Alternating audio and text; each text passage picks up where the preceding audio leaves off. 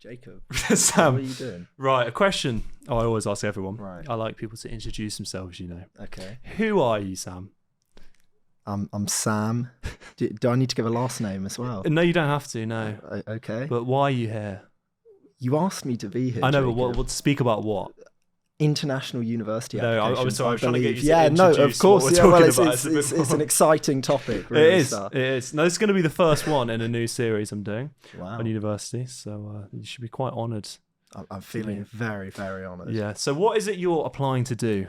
What course is? In the UK, which I've still applied to unis in the UK, I've applied to do law, but it's a slightly different system with Canada because you apply to the faculties of the university. So for me, I applied to the faculties of arts, which is, humanities, stuff like that. And then in my second year, I choose a major. So that might be law, it might be something else. So what is a faculty? So there's sort of like departments at school. So, okay. So you apply like rather than to the uni, to the...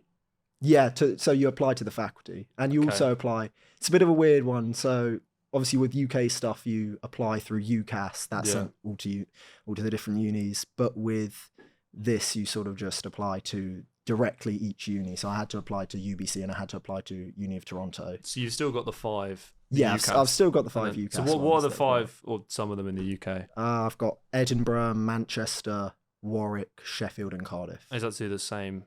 Yeah, they're all to do law. Okay. So why Canada? Why abroad? Initially, I think I was looking at the US. I think a lot of people, when they first think sort of international uni, the US crops up. But I looked at the price, which was insane for some of the US unis. And then also just the system of getting in with like how they do it with GPA and all that sort of stuff. It just seemed like a lot of hassle. And the more I looked into it, there weren't any US unis that really caught my eye. Whereas Canada, I know a few people who are at Canadian unis and who have been to Canadian unis, specifically UBC and University of Toronto. It's amazing cities, both Vancouver and Toronto. And also the system replicates the US in terms of once you're doing the course, but it's not so similar in terms of how you can apply. It's a bit closer. They take my A-level results, all that sort of thing. So it was a nicer process for me. Are you going to be like the same age as people applying? Yeah, like yeah. It's same last year of high school over there. Yeah. So are there any like why would you not want to go to a Canadian university for you? Like, are there any drawbacks? I mean, you're still paying for it as opposed to in the UK, where of course it's pretty standard. I think is it $9,000 for all of the UK unis across that. You are still paying for Canadian unis. I mean, I can talk about the price if you want me to. Yeah. I mean, so it varies, but for the most part, it's between 40 and 60 grand a year, which is a lot. Is that just for tuition? Yeah, that's tuition, and then also they have stuff like Toronto's got a collegiate system as well, so similar to like Oxford or Cambridge, where you apply to a college. Yeah.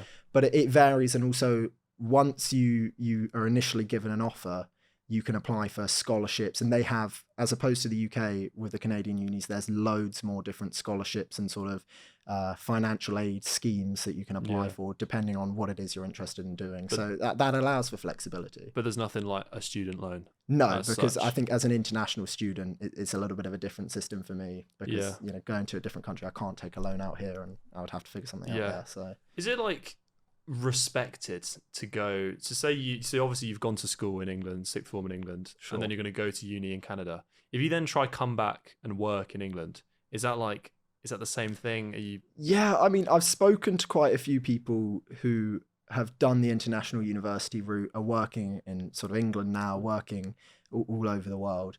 And I think it's very much, it's that case of if you go to a good university, that's sort of like the credits in itself. I think there would definitely, if I wanted to do, a specific, if with the example of law, if I decided to go down the law route and I wanted to come back to the UK and practice law, I'd have to sit, sort of different tests and re-qualify over here. But it's nothing to the extent that would put me off going to uni in Canada, especially when there's so many other aspects of it that are so much more appealing for me. Yeah. What is the quality of the course like? Yeah, I think this is something that was really interesting to me because I spoke to a family friend of ours who studied at UBC. I think because students are paying so much for it, it's a lot more rigorous. There's obviously there's still all the student social culture that you have in the UK, and that varies in different parts of the world, different countries, different universities. But there seems to be much more of a real focus and sort of like, you know, we're putting a lot. This is a massive investment for students there, and so the quality of it is really high in terms of lecturers and tutors and facilities available and what's on offer to students, because it's such a big investment. I mean, it's similar to like going to private school. You know, you're putting more into it, so you expect to get more out. In terms of like what you get out of it, how does it? Is it like a campus uni?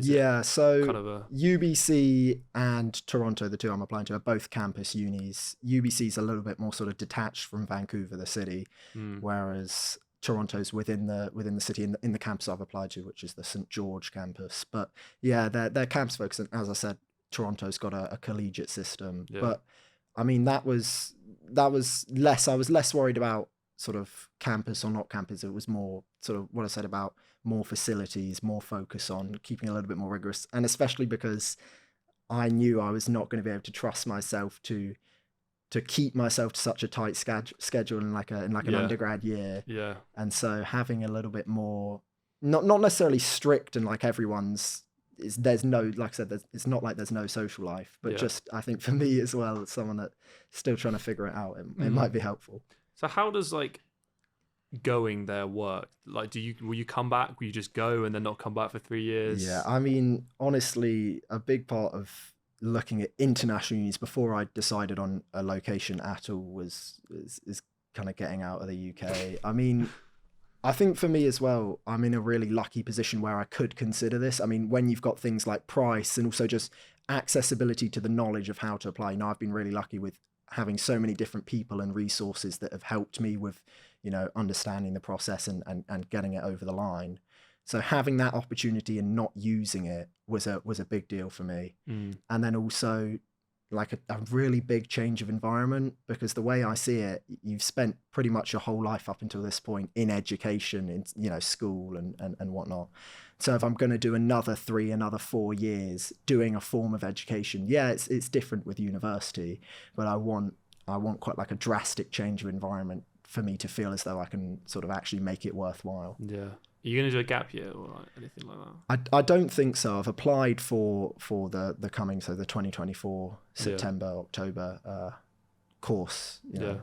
But I mean, I guess that would more depend on results, that sort of thing, whether I consider gap year. But right now I'm sort of just looking to get started. Yeah, fair enough. Where are you at? So you said you applied, but where are you sort of in the process? So I applied. I tried to get in on the early application deadlines, which were December and November, because that just meant that I'm more likely to hear back early.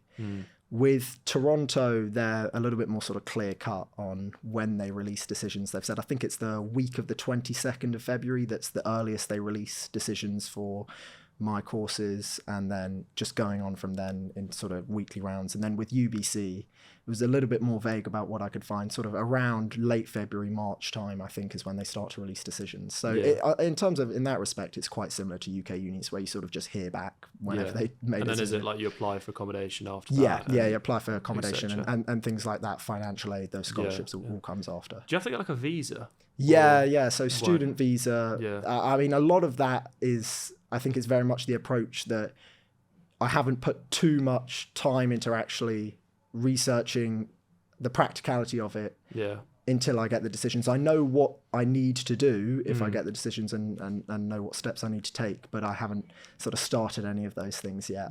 So we're just waiting. Is that just because like it'd be a waste of time? Yeah, I don't want to. I mean, none of them are particularly time consuming. Things like accommodation and visas, you know, they're set up for people to sort of get done quite quickly and the measures are in place, so I'll sort of wait and see on results. And then do you just start like normal time, same as UK? I think it's early September actually over there, so I mean similar. I think the UK unis are sort of throughout September, I think they're October, but have you got, if someone was wanting to do like apply overseas next year, the year after, is there any advice you'd give on like, particularly the thing I wanted to mention is like stuff you put in your personal statements to make yourself stand out? So it was interesting. So obviously with the UCAS system, you write one personal statement that's to do with the course you're applying to, and that's sent to all 5 of the unis. Because with the Canadian system, at least, and I think this is the same with the US system, but I mean, I'm not certain on any of that. Yeah. With the Canadian system, I applied directly to each of the unis respectively. And so with UBC, there were a few sort of personal statement-esque things I could submit. I could submit sort of, there were like 3 or 4 questions where slightly shorter than a personal statement. I think it was only 500 words. Yeah. I'd talk about myself, you know, interests, what you do outside of school, that sort of thing. And then for Toronto, there wasn't actually a personal statement part, but there was for the colleges. You wrote a personal statement. Again, they're a little bit more interested in what you do outside of school than necessarily. I think I found writing my UK personal statements, it was very much, where's your interest in the subject? You know, what have you done to do with the course? Which I completely understand, but I quite liked the Canadian unis. They wanted a bit more on the sort of person you are. Yeah, exactly. Oh, I see that as well, especially with like music stuff like I'm trying to do. Sure. It's a lot more. Yeah. Well, I think that probably wraps us up there. Obviously, good luck. Thank you. With Thank everything. You, and thank you for coming on. Yeah, it's pretty simple. We've got a question from the floor, if you will. I have a question. Oh yeah. So in terms of like grade requirements, sure. So like in UK you have to get AA. Did you have to do anything extra? Like, you know how you have to do an LMAP? So for that. Yes. Yeah. No, so it was interesting. I had to send through my GCSEs and then my predicted A levels and then reports from all of my teachers, and that was sent to both of the Canadian unis. And then also for UBC, they asked for an additional sort of reference from 2 of my teachers. But in terms of grades, it's varying. So they can, because over there in the US and in Canada, quite often you just get a place into the university. You know, it's not grade conditional. It's you're in or you're not in. Whereas for me, it seems to be the case that they can sort of pick. They can decide whether they want me to get a certain, you know, sort of AA, B, A star, you know, whatever. Or they can just say, yeah, you've got a place. So I've got to wait to find out about that. But I mean, that Toronto and UBC are sort of quite high-ranking unis, I suppose, in terms of, you know, whatever lists you look at. So, I mean, I'd imagine they want quite high grades.